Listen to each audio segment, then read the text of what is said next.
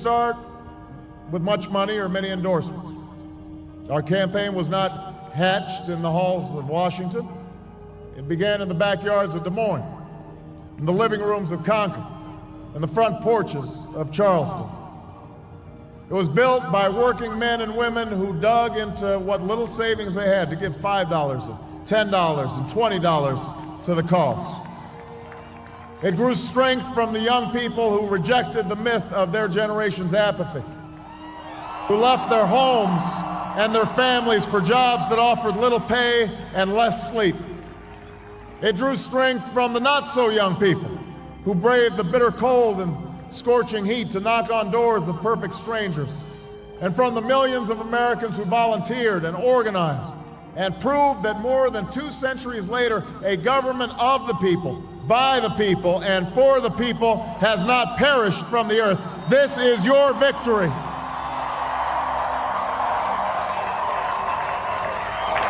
There are mothers and fathers who will lie awake after their children fall asleep and wonder how they'll make the mortgage, or pay their doctor's bills, or save enough for their child's college education.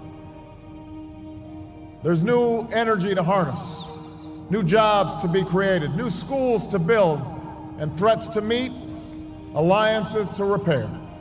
The road ahead will be long. Our climb will be steep. We may not get there in 1 year or even in 1 term, but America, I have never been more hopeful than I am tonight that we will get there. I promise you, we as a people will get there.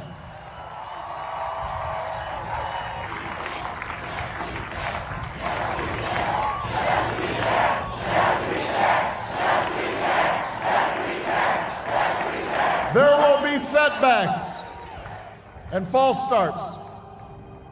There are many who won't agree with every decision or policy I make as president. And we know the government can't solve every problem. But I will always be honest with you about the challenges we face. I will listen to you, especially when we disagree. And above all, I will ask you to join in the work of remaking this nation the only way it's been done in America for 221 years. Block by block, brick by brick, calloused hand by calloused hand. What began 21 months ago in the depths of winter cannot end on this autumn night.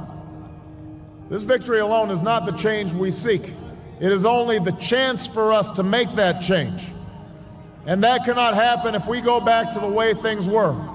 It can't happen without you, without a new spirit of service, a new spirit of sacrifice.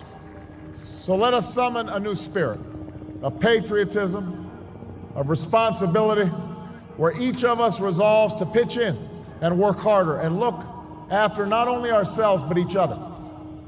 Let us remember that if this financial crisis taught us anything, it's that we cannot have a thriving Wall Street while Main Street suffers. In this country, we rise or fall as one nation, as one people. Let's resist the temptation to fall back on the same partisanship and pettiness and immaturity that has poisoned our politics for so long.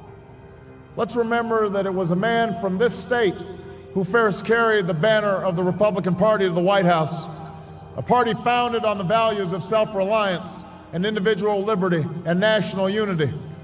Those are values that we all share.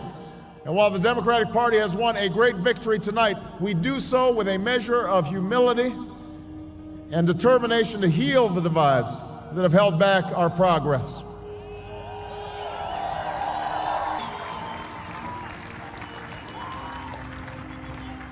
And all those watching tonight from beyond our shores, from parliaments and palaces, to those who are huddled around radios in the forgotten corners of the world, our stories are singular, but our destiny is shared.